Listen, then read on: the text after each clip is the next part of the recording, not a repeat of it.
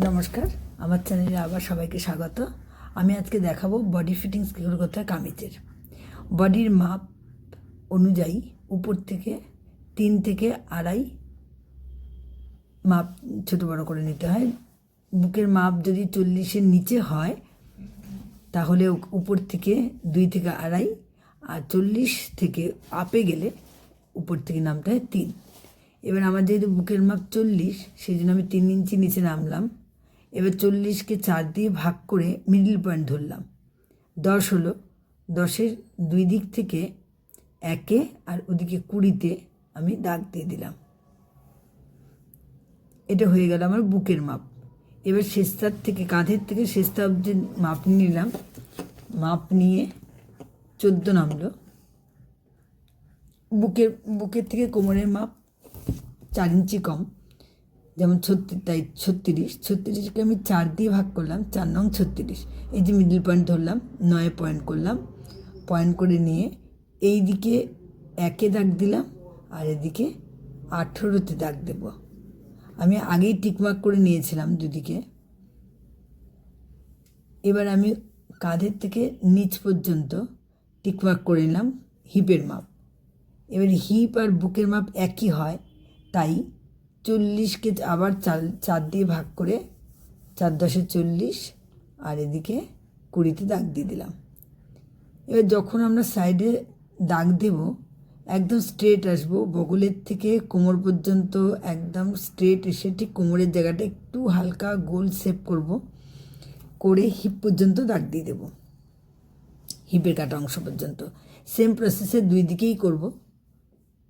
করে নিয়ে তবে তোমাদেরকে খেয়াল রাখতে হবে সবসময় হিপের জায়গায় কিন্তু 1 ইঞ্চি বেশি রাখতে হয়, আর বুক আর কোমরের জায়গায় 1.5 ইঞ্চি করে বেশি রাখতে হয়। এবার আমি দাগ দিয়ে নিলাম। এবার যাতে নড়াচড়া না হয় তাই জন্য আমি পিন আপ করে নেব। এটা তোমরাও করবে। আমি 2-3টে পিন দিয়ে আটকাবো, কিন্তু তোমরা বেশি করে পিন দিয়ে আটকিয়ে নেবে। তো দেখো, প্রথমে মিডলের সাথে আটকে দিলাম আমি, যাতে না নেড়ে যায়। এবারে আমি এই যে সাইডে দিলাম, 2 সাইডে 2টো, আর মিডলে 1টা দিয়ে দিলাম। সবসময় খেয়াল রাখবে হিপের জায়গা কিন্তু 1 ইঞ্চি বেশি রাখবে, তাতে করে তোমাদের ঘোরাতে সুবিধা হবে। এখন আমি মেশিনে বসে তোমাদেরকে সেলাইটা দেখিয়ে দেবো কেমন করে সেলাইটা করতে হয়। ঠিক বগলের থেকে দেখো আমি সেলাই শুরু করলাম, উপর থেকে সেলাই করে স্ট্রেট আসবো। ঠিক যখন আমার শেষটার জায়গাটা আসবে, শেষটার জায়গাটা হালকা জাস্ট গোল করে নিয়ে তারপর আমি হিপের জায়গাটায় চলে আসব।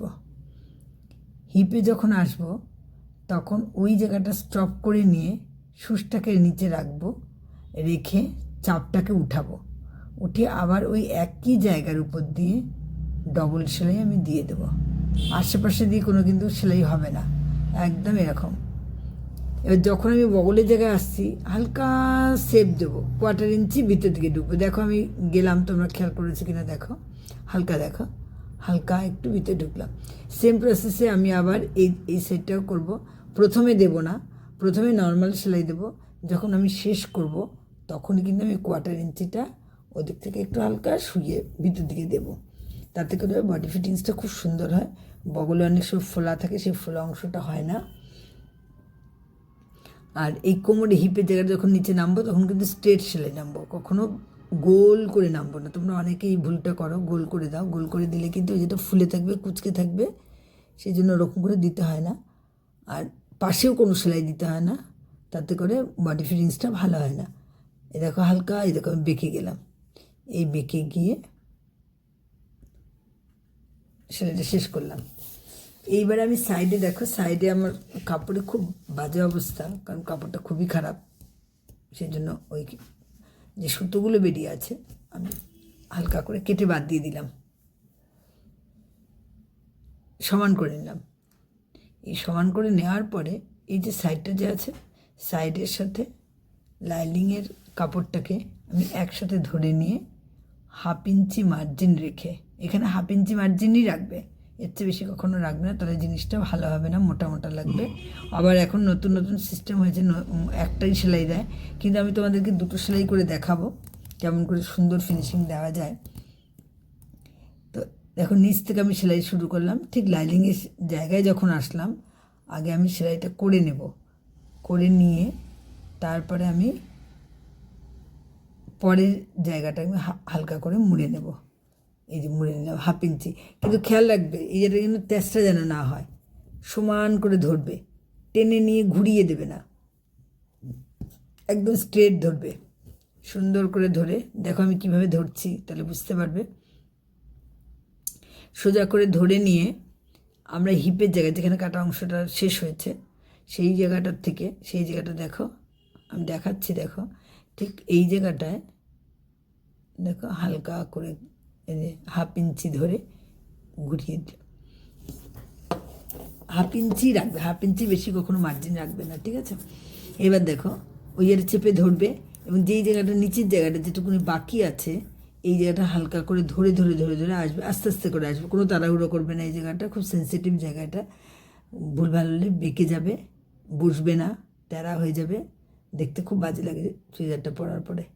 সেই জন্য এই জায়গাটা কোনো তাড়াহুড়ো করবে না। এবার এইখানে আমি 1 ইঞ্চি করে এক্সট্রা রেখেছি, তাই জন্য সুন্দর করে ধরে দেখো আমি 1/2 ইঞ্চির মধ্যে দিয়ে আমি এটাকে ফিনিশিং দিচ্ছি।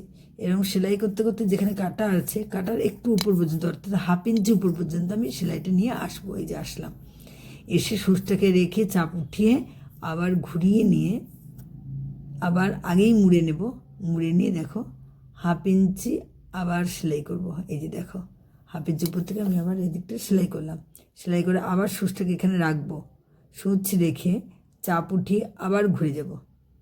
এখানে কোনো তাড়াহুড়ো করবে না, নাহলে কিন্তু এই যে স্কোয়ারের মতো জায়গাটা হবে না। দেখো আমি যেভাবে করছি খেয়াল রাখবে। এবার কাপড়টাকে আবার সেটিং করে নিচ্ছি। এই যে এক্সট্রা যদি কাপড় থাকে এগুলোকে আস্তে করে হাতে ঢুকিয়ে দেবে, অথবা কেটে বাদ দিয়েও দিতে পারো। আমি আর বাদ দিচ্ছি না, আমি ভিতরে ঢুকিয়ে দিচ্ছি, কারণ যতই কাটবো ততই কাপড় বেশি বেরিয়ে যাবে। তো সেই জন্য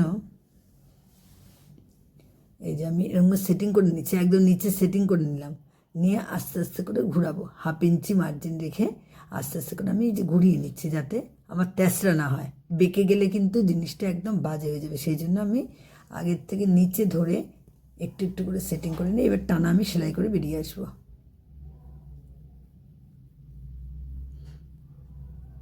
ঠিক আছে, দেখো 1/2 ইঞ্চি ধরে, 1/2 ইঞ্চি ধরেই কিন্তু আমি আসছি।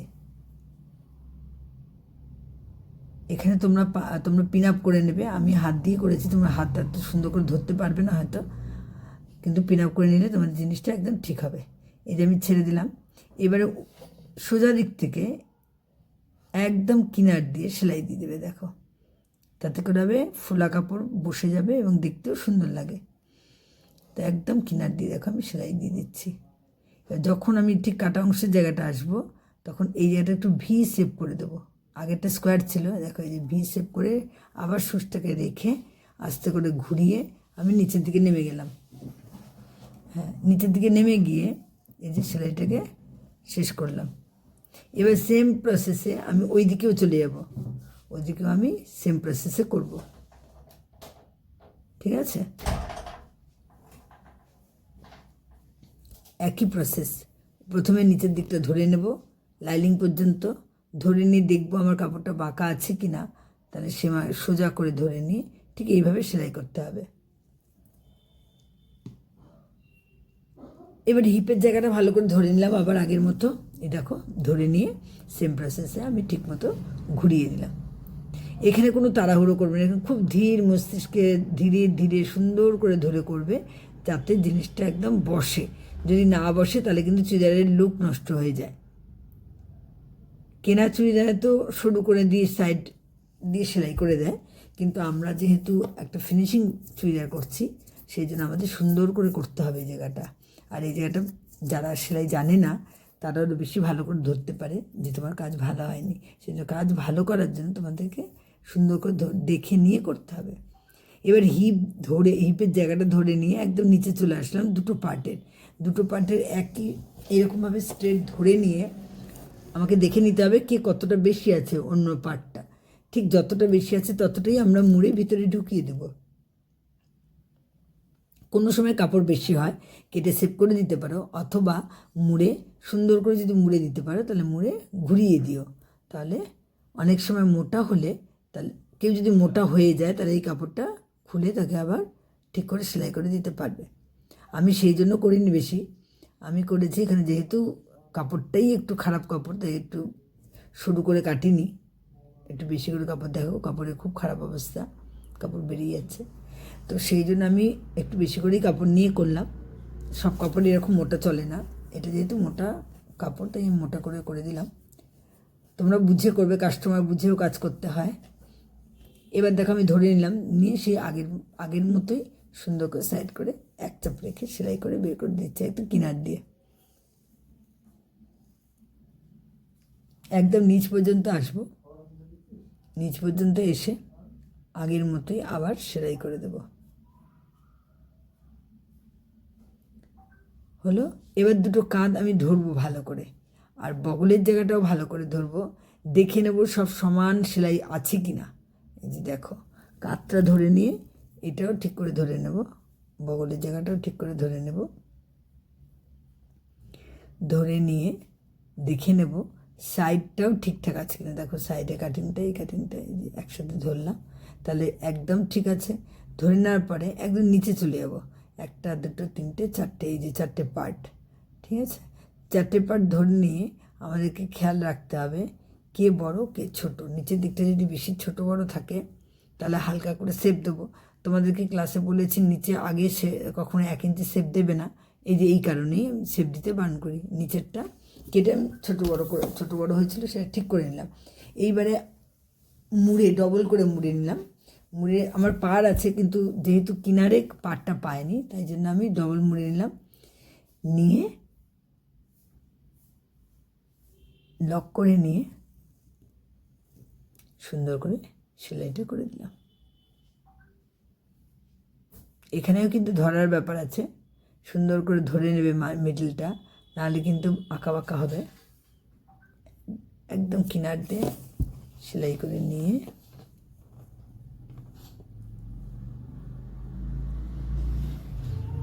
মাঝখানটা ভালো করে ধরবে, ধরে নিয়ে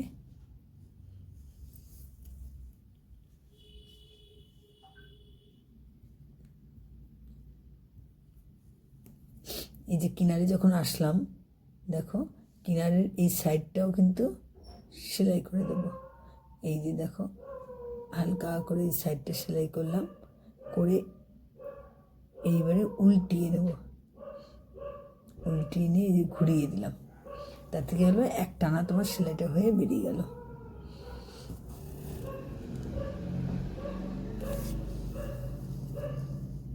নিচটা সেলাই করে নিয়ে এবার শেষের দিকটায় ওখানে ছাড়বো না, একটু উপর দিয়ে এসে সেলাই করে বের করে দেবো।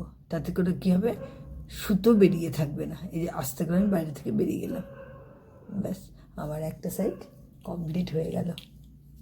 আর একটা সাইড বাকি আছে, ওইটাও ছোটো করে মুড়ে সেলাই করে দিলাম। দেখো একদম স্ট্রেট হয়েছে আমার এগুলো, সুন্দর করে মুড়ে ডবল মুড়বে যেহেতু সাইডটা কাটা হয়েছে।